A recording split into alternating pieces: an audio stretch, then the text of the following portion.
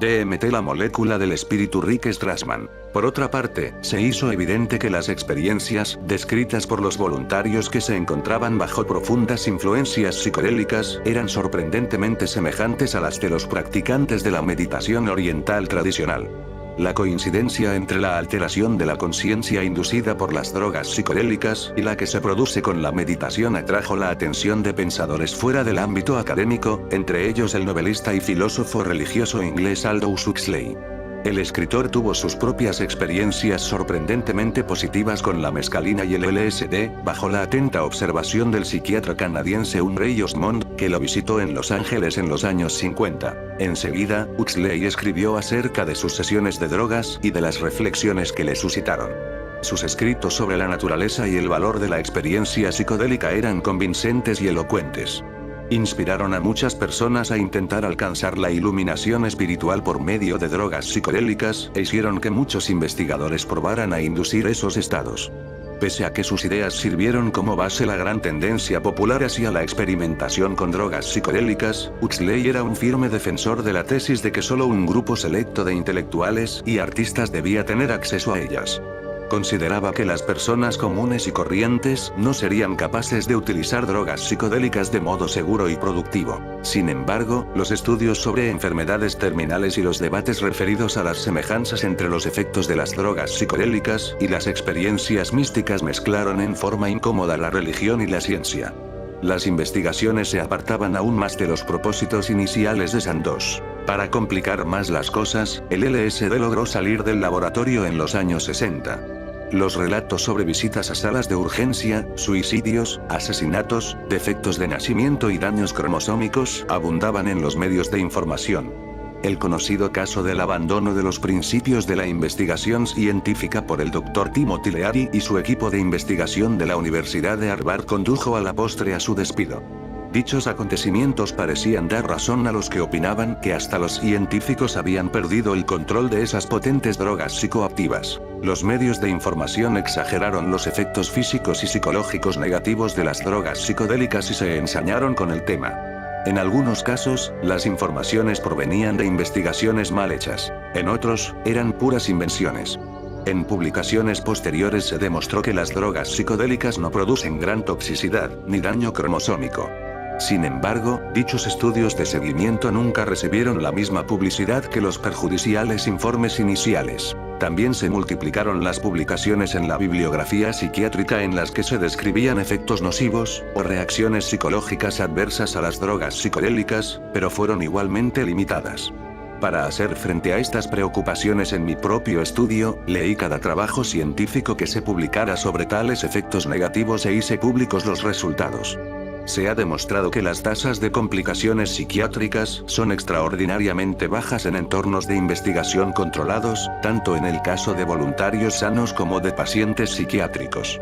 Sin embargo, sí se producían problemas cuando se administraban drogas psicodélicas impuras o desconocidas, combinadas con alcohol y otros estupefacientes, a personas inestables o con padecimientos psiquiátricos, en un entorno no controlado y con insuficiente supervisión. En respuesta a la ansiedad del público acerca del uso indiscriminado del LSD, y a las objeciones de casi todos los investigadores en la materia, en 1970 el Congreso de Estados Unidos aprobó una ley por la que se ilegalizaban el LSD y otras drogas psicodélicas. El gobierno exhortó a los científicos a devolver las drogas, los requisitos burocráticos para obtener y mantener nuevos suministros de sustancias psicodélicas con fines de investigación se convirtieron en un trámite muy oneroso y complicado, y se dejó muy poco margen para realizar nuevos proyectos. No se concedió más financiación para los estudios y los investigadores abandonaron sus experimentos. Con las nuevas leyes de estupefacientes, el interés en las investigaciones sobre drogas psicodélicas con sujetos humanos desapareció casi tan rápidamente como había empezado. Era como si esas sustancias volvieran a ser desconocidas. Si se tiene en cuenta el impetuoso ritmo de las investigaciones humanas con drogas psicodélicas de hace 30 años, resulta sorprendente cuán poco se enseña sobre ellas en los programas de formación médica y psiquiátrica de la actualidad. Esas drogas fueron la principal área de crecimiento de la psiquiatría durante más de 20 años, pero los nuevos médicos y psiquiatras no saben casi nada sobre este tema. Cuando empecé a estudiar medicina a mediados de los años 70, a menos de 10 años de que cambiaran las leyes de estupefacientes, las drogas psicodélicas fueron el tema de solo 2 conferencias en mis 4 años de estudio. Con todo, tal vez recibí mucha más información que los estudiantes de otras universidades, gracias a que en la Facultad de Medicina Albert Einstein en Nueva York, donde me formé, había un grupo de investigación que realizaba estudios con animales. A mediados de los años 90, impartí un seminario sobre sustancias psicodélicas a residentes de último año en psiquiatría en la Universidad de Nuevo México, que probablemente haya sido el único de este tipo en el país durante décadas. La falta de atención académica a las drogas psicodélicas puede haberse debido en parte a que no se estaban realizando investigaciones con seres humanos. Sin embargo, es común que los médicos en formación aprendan acerca de teorías y técnicas usadas en épocas anteriores, aunque ya no sean predominantes. Pero las drogas psicodélicas parecían haber sido excluidas de todos los diálogos sobre psiquiatría. En su mayoría, las nuevas teorías, técnicas y drogas en el campo de la psiquiatría clínica siguen una evolución predecible, desde la introducción hasta las pruebas y el perfeccionamiento para su posterior aplicación. Por lo tanto, no era de extrañar que comenzaran a aparecer resultados contradictorios, a medida que se obtenían más datos durante la primera oleada de investigaciones sobre sustancias psicodélicas con sujetos humanos. Era previsible que fuera desapareciendo el entusiasmo en torno a las afirmaciones de que las drogas psicodélicas podían provocar una psicosis modelo o curas en casos que eran intratables con psicoterapia. El proceso natural en las investigaciones psiquiátricas es que los científicos depuren gradualmente las preguntas, métodos y aplicaciones. Esto nunca sucedió con las drogas psicodélicas. En lugar de ello, los estudios sobre este tema experimentaron una evolución muy poco natural. Sustancias que en un inicio se veían como medicamentos milagrosos, pasaron a ser drogas del terror y luego se convirtieron en nada. Creo que los estudiantes de medicina y los residentes en psiquiatría conocen muy poco sobre las drogas psicodélicas, no porque las investigaciones hayan terminado, sino por la forma en que lo hicieron. Esto desmoralizó profundamente a la psiquiatría académica, que respondió dando la espalda a las drogas psicodélicas. Las investigaciones sobre drogas psicodélicas fueron un capítulo traumático y humillante en las vidas de los científicos más prominentes. Eran los mejores y más brillantes de su generación. Muchos de los investigadores psiquiátricos estadounidenses y europeos más respetados de la actualidad, tanto en la academia como en la industria, hoy al frente de los principales departamentos universitarios y organizaciones psiquiátricas nacionales, comenzaron su historia profesional en las investigaciones de drogas psicodélicas. Los miembros más destacados de esta profesión se dieron cuenta de que la ciencia, los datos y la razón no bastaban para defender sus investigaciones frente a la promulgación de leyes represivas, impulsadas por la opinión, las emociones y los medios de información. Una vez aprobadas dichas leyes, los reguladores gubernamentales y los organismos de financiación retiraron rápidamente los permisos, las sustancias y el dinero. Las mismas drogas psicodélicas que los investigadores pensaron eran claves invaluables para el estudio y tratamiento de enfermedades mentales, y que habían dado aliento a decenas de profesionales, pasaron a ser temidas y odiadas. Otro problema era que las drogas psicodélicas se estaban convirtiendo en una embarazosa manzana de la discordia, incluso dentro de la propia psiquiatría. Los psiquiatras que se basan en la biología tenían poca paciencia con los colegas que habían descubierto la religión y promovían los efectos espirituales de estos fármacos. Estos últimos consideraban que sus colegas que solo reconocían el funcionamiento físico del cerebro eran personas de mente estrecha y reprimida. La psiquiatría nunca ha estado muy a gusto con los temas espirituales y, de hecho, surgió una nueva división en la materia para el estudio de los resultados de las investigaciones sobre drogas psicodélicas, el área de la teoría y la práctica transpersonal. De este modo, al menos algunos investigadores sobre sustancias psicodélicas se habrán sentido aliviados en su fuero interno por no tener que lidiar con muchos de los efectos complejos, contradictorios y confusos que estos fármacos producían en sus pacientes, o en ellos mismos y en sus colegas. ¿Por qué alguien iba a querer dar charlas sobre este capítulo vergonzoso de la psiquiatría académica frente a un auditorio perspicaz de 200 estudiantes de medicina? El grupo inicial de investigadores sobre sustancias psicodélicas estaba formado, en su mayor parte, por científicos profesionales, no por fanáticos. Eran lo suficientemente listos como para no criticar en público el comportamiento de sus colegas y benefactores. Era mejor aprender y vivir. Ahora que hemos repasado algunos antecedentes importantes de las drogas psicodélicas, demos un vistazo a sus efectos concretos. Las sustancias psicodélicas actúan gracias a una compleja combinación de tres factores: el marco, el entorno y la droga. El marco es nuestra propia composición, tanto a largo plazo como de manera inmediata. Es nuestro pasado, presente y posible futuro, nuestras preferencias, ideas, hábitos y sentimientos.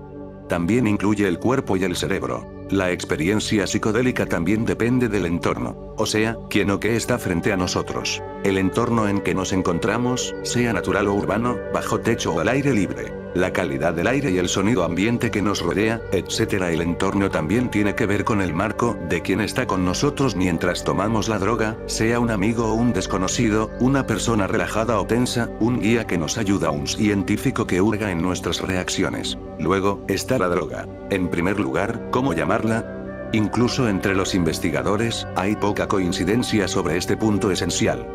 Algunos ni siquiera usan el término droga, sino que prefieren decir molécula, compuesto, agente, sustancia, medicamento o sacramento. Aunque estemos de acuerdo en llamarle droga, este término puede ir acompañado de un sinnúmero de calificativos. Alucinógena, que produce alucinaciones; enteógena, que genera experiencias relacionadas con la divinidad; místico-mimética, que imita estados místicos; o neirógena, que produce sueños; fanerotímica, que genera sentimientos visibles; fantaseante, que estimula la fantasía; psicodisléptica, que perturba la mente; psicotomimética y psicotógena, respectivamente, que imita la psicosis o la produce; y psicotoxina o esquizotoxina, respectivamente, una toxina que causa psicosis o esquizofrenia.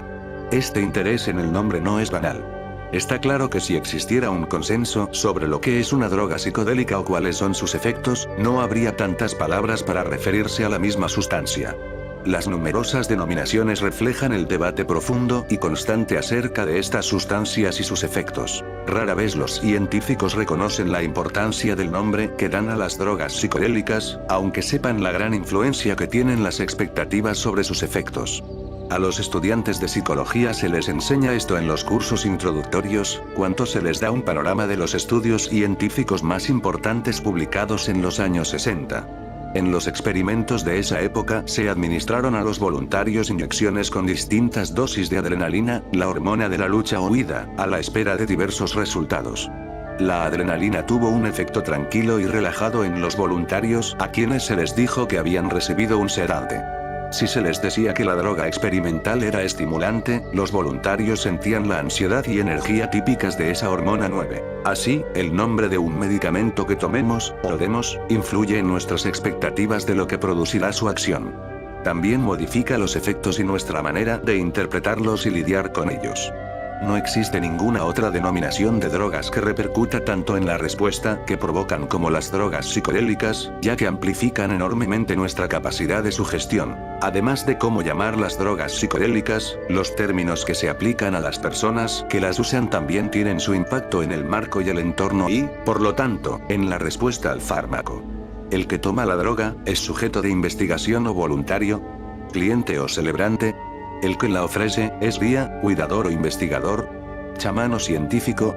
Intente este ejercicio mental. Imagine cómo sería su jornada como sujeto de investigación bajo la influencia de un agente psicotomimético. Entonces piense, ¿cómo se sentiría al hacer de celebrante en una ceremonia que implica un sacramento enteogénico? ¿Cómo incidirían esos contextos tan diversos en su interpretación de las alucinaciones y los grandes cambios de estado de ánimo provocados por la droga? ¿Significaría que se estaba volviendo loco o que tuvo una experiencia de iluminación? Si usted es quien administra las drogas psicodélicas, ¿qué tipo de comportamiento esperaría en su sujeto de investigación y cuáles pasaría por alto? Esto depende en gran medida de si la droga es una esquizotoxina o una fantaseante. En un contexto chamánico, no estaría mal tener una experiencia extracorporal, pero los mismos efectos se deberían contrarrestar con un antídoto antipsicótico en un contexto psicotomimético. El término médico alucinógeno es la denominación más común de las drogas psicodélicas, y pone de relieve los efectos perceptuales y mayormente visuales de estas drogas. Sin embargo, si bien los efectos perceptuales de las drogas psicodélicas son habituales, no son los únicos, ni son necesariamente los más valorados.